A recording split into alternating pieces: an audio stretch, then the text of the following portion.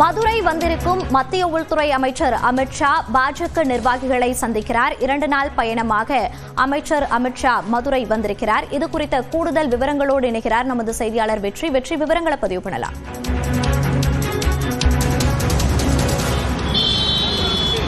மோனிஷா, எந்த ஷா வந்தாலும் தமிழ்நாட்டை ஆள முடியாது என முதலமைச்சர் மு.க. ஸ்டாலின் விமர்சித்திருந்த ஒரே வாரத்தில் மதுரைக்கு வந்திருக்கிறார் மத்திய உள்துறை அமைச்சர் அமித்ஷா. அவர் ஏன் மதுரைக்கு வந்திருக்கார் என்பது மிக முக்கியமான ஒரு விவாதம்.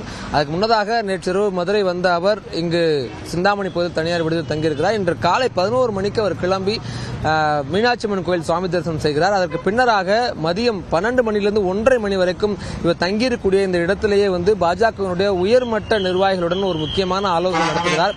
அந்த ஆலோசனை கூட்டத்தில் பாஜகவினுடைய மேலிட பொறுப்பாளர்கள் அரவிந்த் மேனன், சுதாகர் ரெட்டி, மாநில தலைவர் நயினா நாகேந்திரன், கேசவ விநாயகம், அமைப்பு பொதுச் செயலாளர் கேசவ விநாயகம், முன்னாள் தலைவர்கள் அண்ணாமலை, மூத்த நிர்வாகிகள் பொன் ராதாகிருஷ்ணன், தமிழிசை சவுந்தரராஜன், வானதி சீனிவாசன், இப்படி முக்கிய நிர்வாகிகள் ஒரு 18 பேர் கொண்ட உயர்மட்ட குழு இருக்கிறது. அந்த குழுவினருடன் ஒரு ஆலோசனை நடத்துகிறது. அந்த ஆலோசனையில் அதிமுகவிடம் தொகுதி பங்கீடு என்ன, அது தொடர்பாக விவாதிக்க இருக்கிறார். மேலும் மிக முக்கியமாக அவர்கள் பெறக்கூடிய தொகுதிகளிலிருந்து அமமுக, ஓபிஎஸ் உள்ளிட்டோருக்கு பிரித்து கொடுக்கப்படக்கூடிய தொகுதி பகிர்வுகள் என்ன, பாஜக வெல்வதற்கு சாத்தியமுள்ள பகுதிகள் என்ன, தென்னகத்தில் தென் மாவட்டத்தில் 10 மாவட்டங்களில் பாஜகவுக்கான வெற்றி வாய்ப்புகள் என்ன இருக்கிறது, அதுபோக மிக முக்கியமாக பாமகவினுடைய உறவு, பாமகவுக்குள் நடக்கக்கூடிய முரண்பாடுகள் கடந்து பாமகவை கூட்டணி இணைப்பது எப்படி, ஏன்னா கூட்டணிக்கு பாமக வரும் என்று தொடர்ந்து சொல்லிக் கொண்டிருக்கிறார் நயினா நாகேந்திரன். எனவே அவர்களை எப்படி கூட்டணி கொண்டு வருவது, அதுபோக தேமுதிக வேறு சில புதிய கட்சிகளும் கூட்டணிக்கு வரும் என்ற தகவலை தொடர்ச்சியாக சொல்லிக் கொண்டிருக்கிறார்கள். அது தவேகாவா அல்லது வேறு எதுவும் வாய்ப்புகள் இருக்கிறதா தொடர்பான கேள்விகளும் நீடிக்கிறது. அது தொடர்பான பல்வேறு முக்கிய முடிவுகள், விவாதங்கள் இந்த ஆலோசனை நடைபெறுகிறது.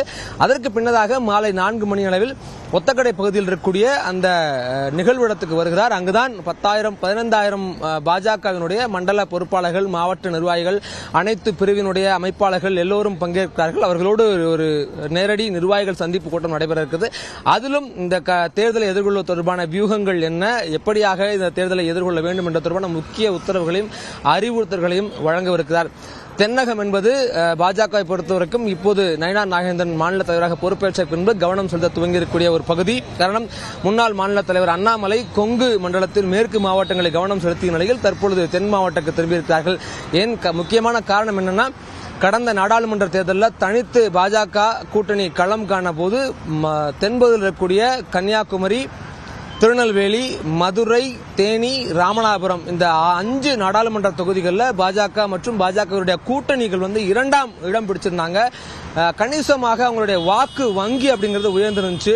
இதன் காரணமாகத்தான் தென் மண்டலத்தை கவனிக்கிறாங்க. தென் மண்டலத்தில் இந்த 10 நாடாளுமன்ற தொகுதிகள் உட்பட அந்த 5 நாடாளுமன்ற தொகுதிகளில் எப்படியும் 30க்கும் மேற்பட்ட சட்டமன்ற தொகுதிகளில் குறி வச்சிருக்காங்க பாஜக. முக்குளத்தூருடைய வாக்கு அதிகமாக இருக்கக்கூடிய பகுதி என்பதாலும் நயினா நாகேந்திரனுடைய இந்த கவனம் இந்த பக்கம் குவிஞ்சிருக்குது. அதன் காரணமாகத்தான் அமித்ஷா மதுரைக்கு வந்திருக்கார். அதில் இன்னொரு காரணம், திமுகவினுடைய பொதுக்குழு கடந்த வாரம் நடத்தப்பட்டிருந்தது.